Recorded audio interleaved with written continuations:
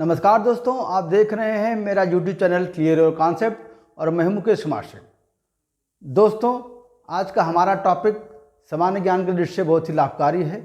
साथ ही साथ class 9th में एनसीईआरटी किताब पढ़ने वाले छात्रों के लिए विशेष तौर से लाभप्रद है, क्योंकि क्लास 9th के इतिहास विषय की किताब में एक प्रमुख चैप्टर है विश्व के घुमंतू चरवाहे।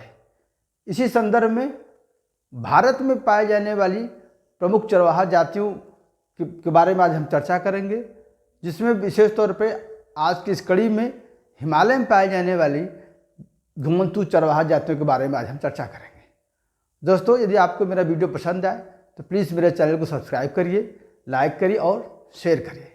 तो दोस्तों, शुरू करते हैं वीडियो। हिमालय में पाई जाने वाली प्रमुख चरवाहा जातियाँ। हिमालय में पाई जाने वाली जो प्रमुख चरवाहा जातियाँ हैं, उसमें से हम 3 प्रमुख चरवाहा जाति की आज चर्चा करेंगे, जिसमें पहली है गुज्जर बकरवाल, जिनका निवास स्थान कश्मीर घाटी और जम्मू कश्मीर, राज्य का नाम है जम्मू और कश्मीर। दूसरी जाति गद्दी, जो लाहौल और स्पीति में इनका निवास स्थान था और लाहौल और स्पीति राज्य हिमाचल प्रदेश। तीसरी जो प्रमुख जाति है गुज्जर, जो कुमाऊं और गढ़वाल में उनका निवास स्थान है और राज्य का नाम है उत्तराखंड। ऐसा मैंने इसलिए आपको इसलिए बताया क्योंकि बहुविकल्पी प्रश्न के तौर पर ये पूछा जाता है कि फला चरवाहा जाति किस राज्य के में रहती है या किस राज्य से संबंधित है। तो अब डिटेल में शुरू करते हैं। गुज्जर बकरवाल। गुज्जर बकरवाल चरागाह की तलाश में 19वीं सदी की शुरुआत में भारत में आकर जम्मू कश्मीर में रहने लगे थे।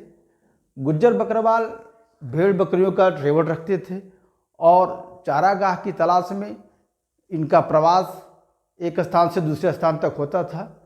इनका जो प्रवास था उसका प्रमुख कारण मौसमी उतार चढ़ाव था, यानी सर्दी और गर्मी के हिसाब से ये चारागाह के तलाश में घुमंतू जीवन जीते थे या स्थान बदलते रहते थे।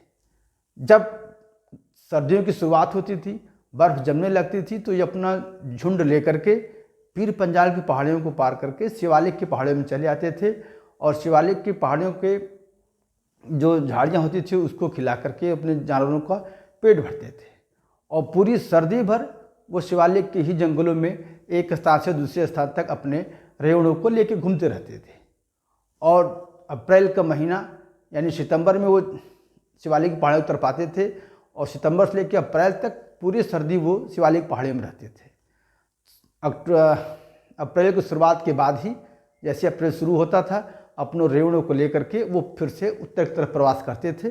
पीर पंजाल की पहाड़ियों को फिर से पार करते और कश्मीर की घाटी में चले जाते और वहाँ पर जैसे जैसे बर्फ़ पिघलती जाती, हरियाली छा जाती थी और अपने रेवड़ को लेकर के उन पहाड़ी ऊपर के चारागाहों में वो चरवाही करते थे।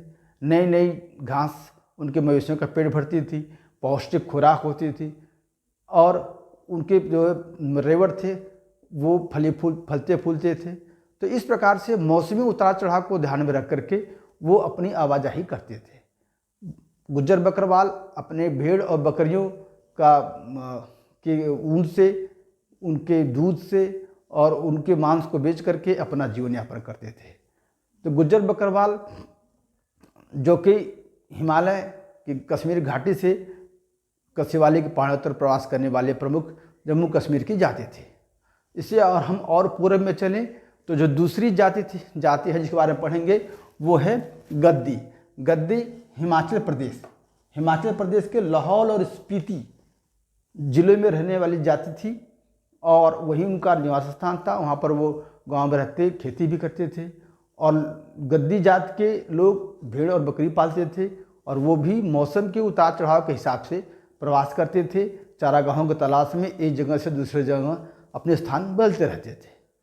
तो जैसे ही शुरू होता था मौसम ठंड का, सितंबर के महीनों में वो अपने गर्मी के फसलों की कटाई करने के बाद जाड़ों की फसलों की बुआई करके फिर से वो भी निचले पहाड़ों पर चले आते और शिवालिक की पहाड़ियाँ हैं वहाँ पर अपने रेवड़ों को लेकर आते और पूरी ठंड वो भी वहीं रहते और उन्हीं झाड़ियों में अपने उनको चुगाते रहते। अप्रैल का महीना आते ही फिर से वो अपने गांव चले आते लाहौल स्पीति और पूरे गर्मी अपना वो खेती करते या जो जाड़े में उन्हें फसल लगाई थी उसको काटते और पूरा गर्मी लाहौल स्पीति के ज़िले में बिताते थे। और जैसे जैसे बर्फ़ पिघलती थी वो और ऊंचे पहाड़ों पर चले जाते और वहाँ पर नई नई ताज़ी ताज़ी घास को अपने जानवरों को चुगाते थे, चरवाही करते थे। तो इस प्रकार से गद्दी भी गुजर बकरवाल की तरीके से मौसमी उतार चढ़ाव के अनुसार प्रवास करते थे और चरवाही करते थे। पूरा उनका जीवन चरवाही में ही व्यतीत होता था। तीसरी जो प्रमुख जाति है वो है गुज्जर, जो कि उत्तराखंड में कुमायूं और गढ़वाल ज़िले में रहते थे, अभी भी हैं। लेकिन हम जो ये आपको बता दूं हम जो ये अध्ययन कर रहे हैं वो औपनिवेशिक काल से पहले यानी औपनिवेशिक काल में अंग्रेजों के शासन काल में किस प्रकार से चरवाहा जातियों की स्थिति थी उससे हम आपको साझा कर रहे हैं, आपसे हम चर्चा कर रहा हूं मैं। तो गुज्जर जो कि कुमाऊं और गढ़वाल के ज़िले में रहते थे, ये गुज्जर गाय बैल भैंसे भी पालते थे और उनके पास बकरियों और भेड़ों का भी झुंड होता था। तो गुज्जर भी गर्मी की शुरुआत होने पर वो जो है कुमाऊं गढ़वाल और साथ ही साथ ऊपर चले जाते थे, वो जहाँ पर बर्फ़ पिघलने के बाद वो होती था, बर्फ़ पिघलने के बाद बुग्याल जो कि कुमायूं के ऊपरी इलाकों में पाई जाने वाली प्राकृतिक चरागाह हैं, वहाँ पर वो लोग चले जाते थे गर्मियों में और वहाँ पर अपने रेवड़ों को चरवाही करते थे। और जैसे ही सर्दियाँ शुरू होती थी सितंबर के महीनों में वो अपने रेवड़ों को लेकर के भाबर के जंगलों में, यानी शिवालिक के किनारे पाए जाने वाले जो भाबर के जंगल हैं वहाँ की सूखी झाड़ियों में उनको जो है उनकी चरवाही करते थे और पूरा ठंड वहीं पर वो बिताते थे।